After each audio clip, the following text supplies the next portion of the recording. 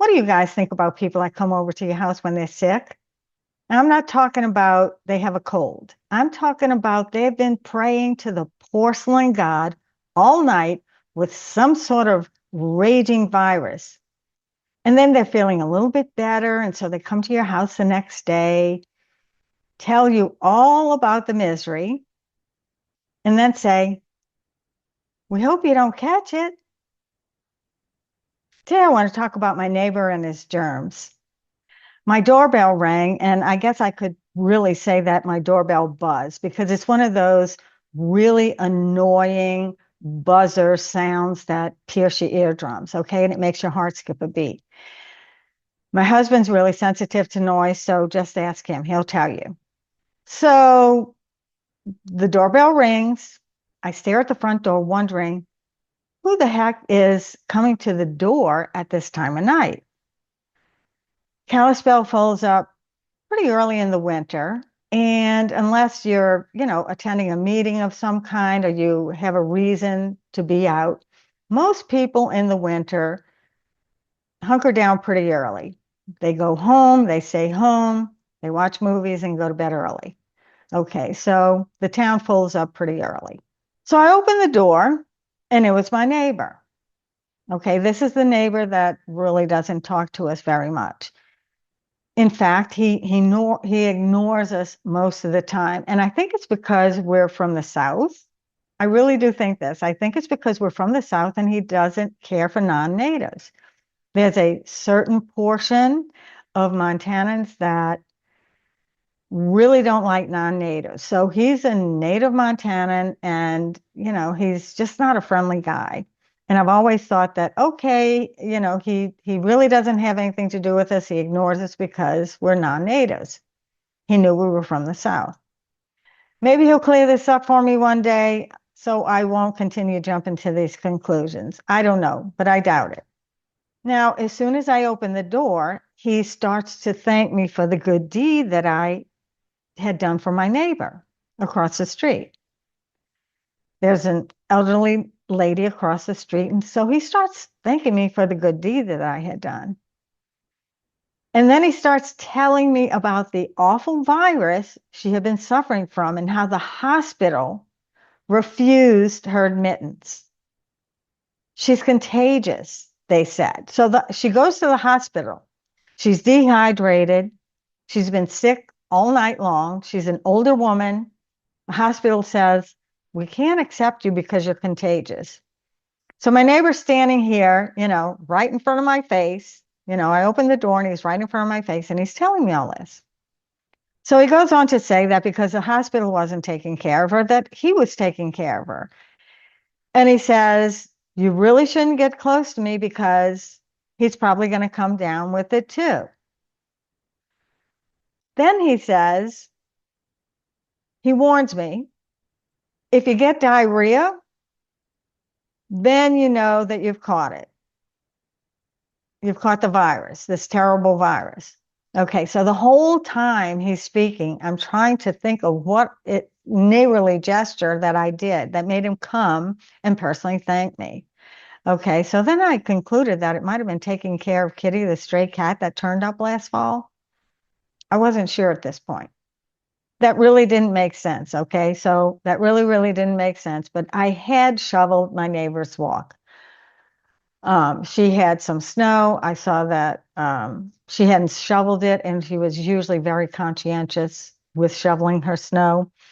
And so I saw that she hadn't shoveled the snow. So I went over and shoveled it for her. Okay. And he was talking to me and going down the steps at the same time. And I couldn't get a word in edgewise. And then he was on his way. So I never really got out of him what it was, but it was probably because I had been shoveling snow. Now, here's the part where I felt like a real creep. Okay. You have to understand that I have emetophobia. Okay. But at any rate, I try to keep that under wraps. And I was starting to feel like a real creep after my neighbor left. So I go around and I warn the family not to touch the doorbell until I can sanitize it, till I can disinfect it with Lysol and Clorox wipes. I didn't have any in the house at the time. Went to Walmart a couple of days later to buy some. Okay, so this is a couple of days later. So I don't know how we actually imagined not to touch the doorknob this whole time. But anyway, this is what I had said. Don't touch the doorknob. So I was battling the bacteria on the doorknob after I had gotten the Clorox wipes. And I thought to myself, this is so absurd, picturing myself going around being like such a germ freak. And I thought to myself, well, nobody did this kind of stuff when I was a kid. Do you remember that? Did people go around with Clorox wipes and Germax, and was everybody really germ conscious? Now, I do have some real germ conscious people in my family, my mom, for one, and my uncle. They were pretty much germ freaks. So I might have gotten some of that from them. Okay. But it just doesn't seem like we were as germ conscious back in the day. Okay. We used to lick the cake batter. Now we're not supposed to be licking cake batter because of salmonella that might be in the eggs, in the raw eggs. Nobody coughed in their elbow just to be polite. Nobody did that. Everybody just coughed in their hand or coughed in the air. We didn't use Germex like it was hand lotion. Okay. I mean, I had gotten to the point where, every time I was using Germex, everywhere I went, using Germex. And I guess we pretty much took our chances. Okay. And we spread our disgusting germs on everything we touched and wherever we went. Okay. That's how it was when I was growing up. People were not that conscientious about all this. So, also, my husband likes to say, and I used to do this too, he used to say that you lick your fingers after you wipe them across seasoned raw chicken. Did you do that when you were a kid? Your mom or your dad's getting ready, to barbecue or put the chicken in the oven, and so they salt and pepper everything. And so you just swipe your finger across the chicken or the platter, and it's really, really tasty. Okay. And then, the chicken goes in the oven or it goes on the grill. Frankly, I would probably have somewhat of a hissy fit over that nowadays. Okay. I would really not do that. I don't recommend you do it either because you could have a terrible night. It might be food poisoning. You might get food poisoning.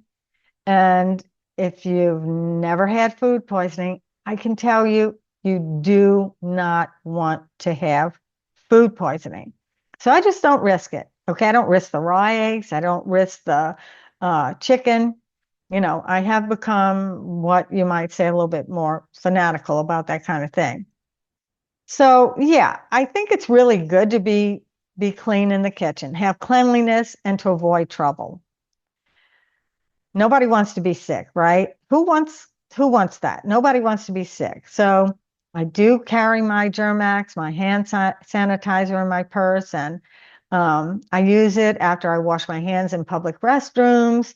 I take the paper towel that they have. I use the paper towel to touch the door if I have to touch the door. And then I take my foot and throw the paper in the trash can when I use a public bathroom.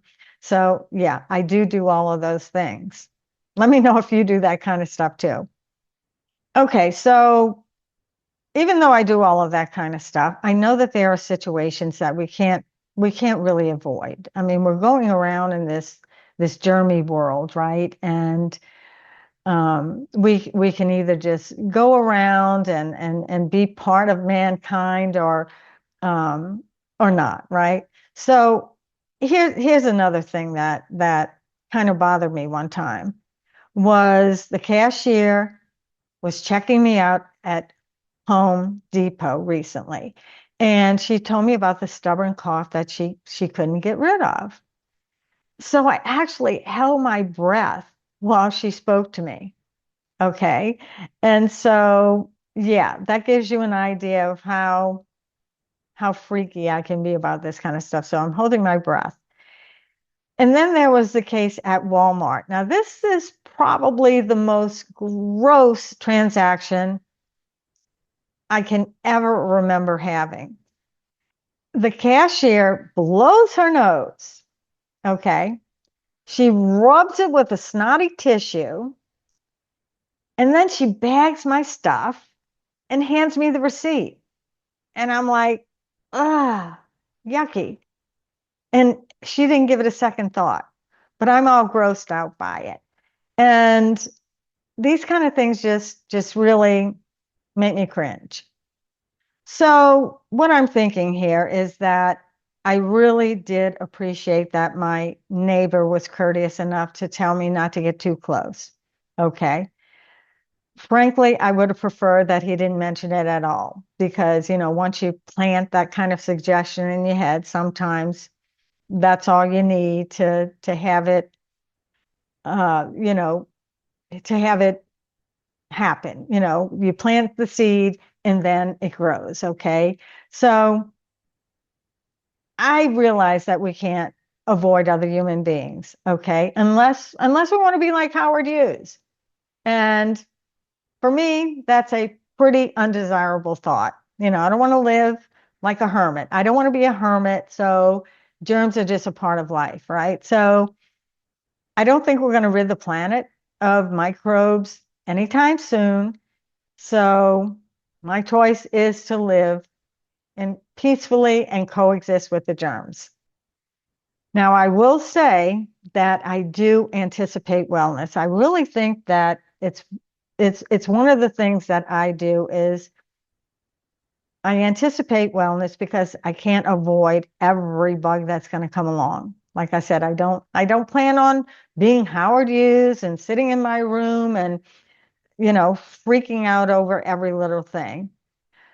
So I guess I try to have a positive attitude, think well, and I do think that that plays a major role in our overall health. So let me know what you guys think about all of this. Do you get the creeps when somebody comes over and tells you that they've been sick, or somebody at the store, is hacking and coughing and blowing their nose, and then you're thinking, oh my gosh, am I going to go home with this virus? So let me know what you think. Let me put it in the comments below. Am I weird or not? I want to thank you so much for stopping by today. Take care, everybody. I hope you're well. Stay well. I'm Marlene with Rebel Retirement, and I'll see you next time. Hey, you guys, please take a look around my channel. I have hundreds of videos on topics including Social Security, Medicare, how to get out of debt, pros and cons of moving, relationship issues, health topics, and more. And all of these videos are based on my experience and what I have learned in retirement. And I know that many people are worried about money in retirement, and this is exactly why Rebel Retiree and I created our just-in-time retirement series. And it's absolutely free, you guys, so it doesn't hurt to take a look at it. It's a mindset-based retirement planning strategy that eliminates waste and aligns your finances with your goals and values. With continuous improvement, you free up your resources to create an abundant retirement lifestyle. So I recommend viewing the playlist on this channel. And to get the full picture, visit our website, rebelretirement.com. And if you are nearing retirement and worried about your financial future, you're going to get a whole different viewpoint. See for yourself at rebelretirement.com.